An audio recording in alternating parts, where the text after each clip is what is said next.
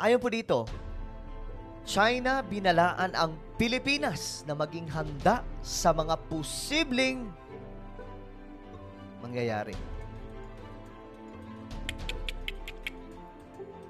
Maging handa daw po ang Pilipinas.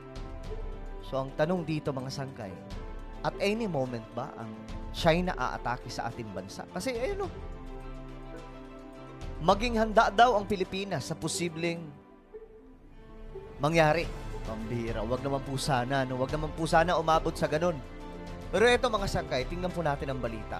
Kung magmamatigas daw ang Pilipinas, patuloy raw nagagawa ng mga hakbang ang China para ipagtanggol ang kanilang soberanya sa teritoryo at karapatan at interes sa karagatan. Dapat daw handa ang Pilipinas na pasanin ng anumang kahihinatnan ng mga mangyayari.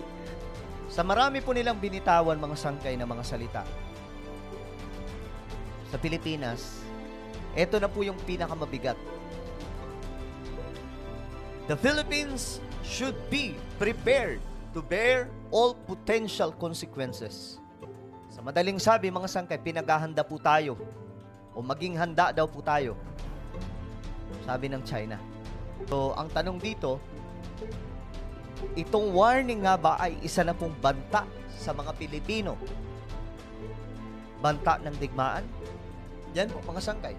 Yan po yung tanong natin na para sa inyo. Ito na ba yun?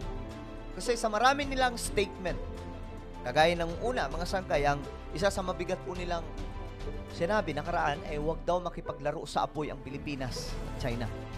Para sa akin, mabigat na yun. But this one, mga sangkay, ito pong pinakabagong warning ng China or statement. Mabigat. Mas mabigat ito mga sangkay dahil nga po pinaghahanda na po tayo sa posibleng mangyayari.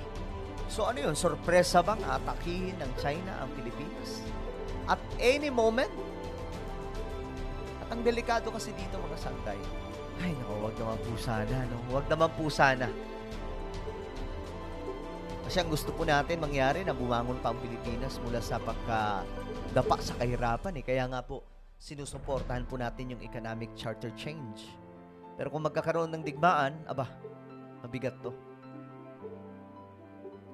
Hindi ko alam kung hanggang saan po ang kakayanin ng Pilipinas. I know naman na maabilidad ng mga Pilipino.